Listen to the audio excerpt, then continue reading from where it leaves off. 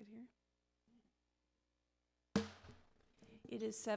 It is 7 p.m., and so I'm going to call to order the regular HRA meeting in Ridgefield. It's June 17th, and it's 2019. So our first item is approval of the minutes of the special concurrent City Council and HRA meeting of May 20th, 2019, and the regular Housing Redevelopment Authority meeting of May 20th, 2019. So moved. Second.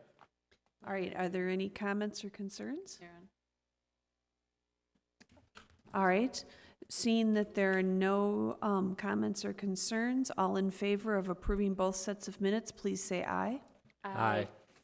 All opposed? All right, we've approved the minutes. Next would be approval of the agenda. So moved. Second. All right. If seeing no comments, all in favor of approving the agenda, please say aye. Aye. Aye. All opposed? All right, we've approved the agenda. Next, we'll move on to the consent calendar, and Ms. Urban? Thank you, Chair Supple, members of the HRA. Tonight's consent calendar contains 2 items which are acted upon by the HRA in one motion. Once the consent calendar has been approved, the individual items and recommended actions have also been approved, and no further action by the HRA is necessary. If any commissioner, however, may request that an item be removed from the consent calendar and placed on the regular agenda for HRA discussion and action. So if any commissioner wishes to do that, now would be the time. Hearing no request, tonight's consent calendar includes the first item, consider approval of revisions to the first-time homebuyer program guidelines. And the second item, consider adoption of a resolution approving a subordination agreement and estoppel certificate related to construction financing for the Cedar Point 2 townhomes. And that concludes tonight's consent calendar. I'll move approval of the consent calendar. Second. All right, are there any comments?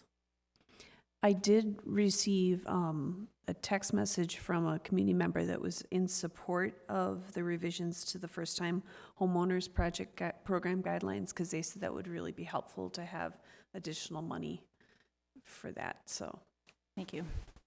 all right, are there any other comments? Those all in favor of approving the consent calendar, please say aye. Aye. All opposed?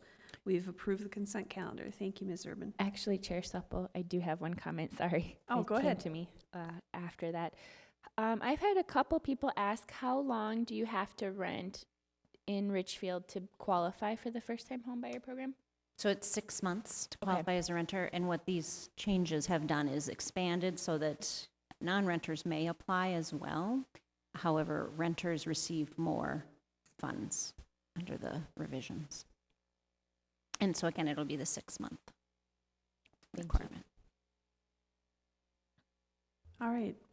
Now we'll move on to a public hearing to consider the adoption of a resolution authorizing the sale of 6412 Bloomington Avenue to Endress Custom Homes and the approval of a contract for private development with Endress Custom Homes for the construction of a single-family home through the Ridgefield Rediscovered program. So Ms. Urban, would you like to tell us about this? Yes, thank you, Chair Supple, members of the HRA. Endress Custom Homes is applying to purchase the lot at 6412 Bloomington Avenue from the HRA for the construction of a single-family home. The new home would be a split-level home with 4 bedrooms, 3 baths, a finished basement, and a 2-car attached garage. The new home will be 2,145 finished square feet with a minimum end value of $358,900. The home has been pre-sold to a buyer.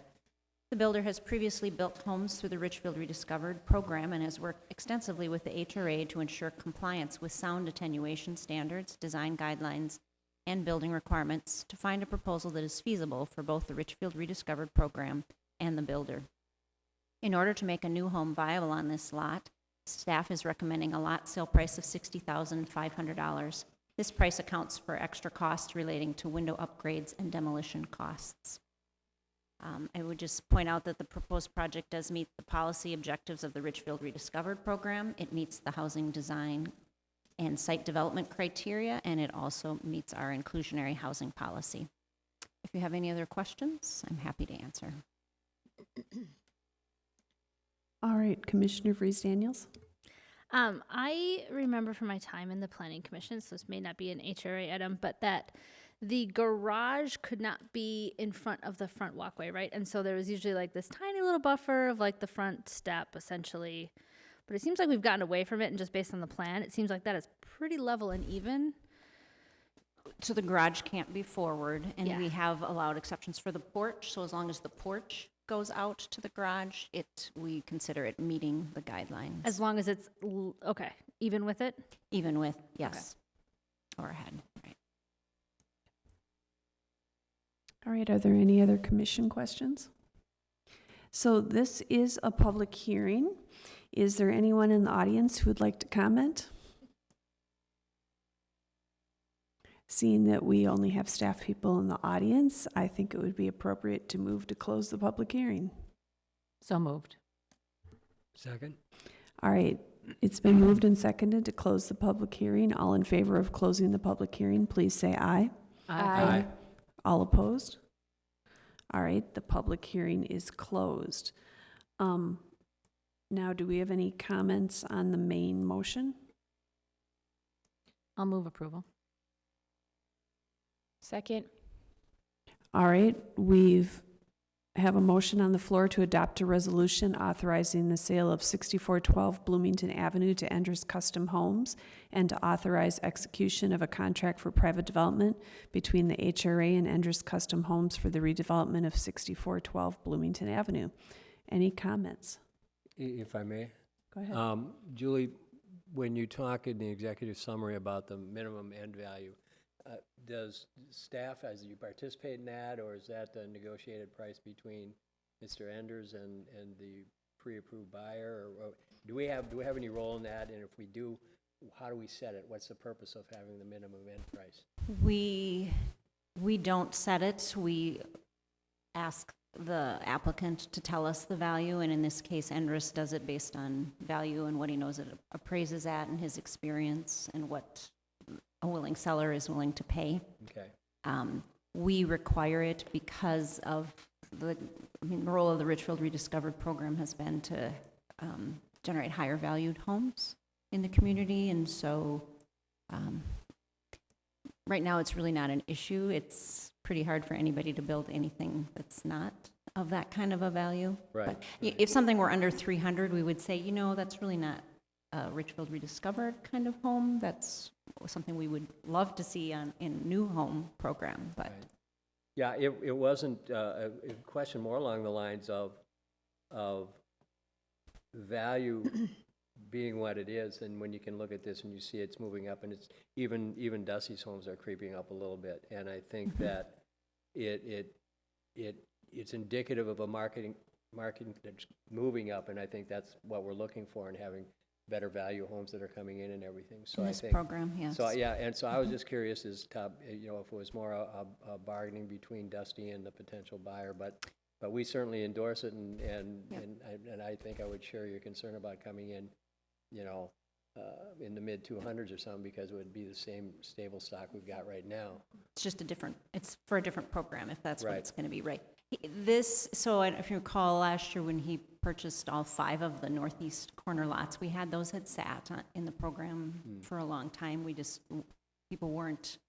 weren't interested. They couldn't, for the cost that it costs to build a home and the valuation that they would get, Right. the numbers didn't work, and so we sold lots at quite a substantial discount to him in order to jumpstart that, and we did, and this value has, this 60,000, we charged him between 40 and 50 for the last lot, so this is, and I think we paid for the demolition on all of those. I know we did, so really this is 70,000 compared to the 40 to 50. I think just overall, and I know that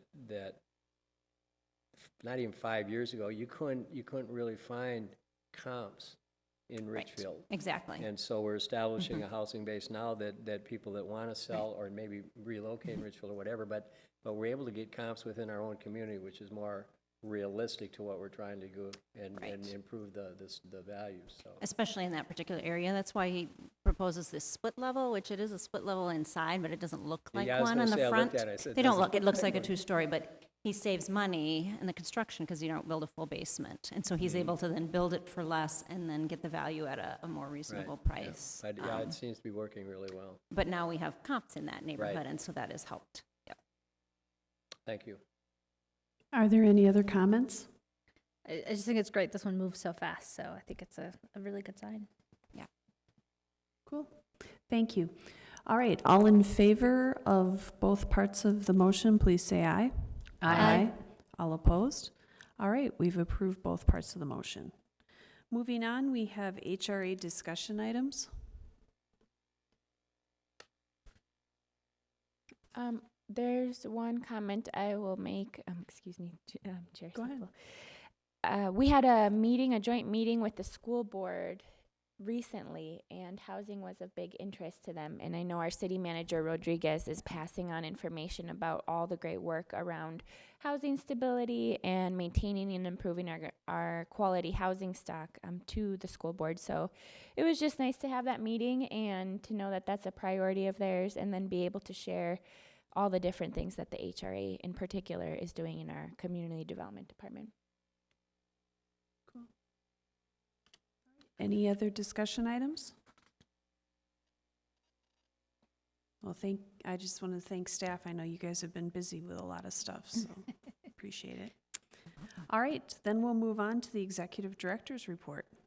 Thank you. Chair Supple, members of the HRA, I would just, first of all, report about Emerson Lane, which we've had a couple of study sessions on, and wanted to give you just an update on that.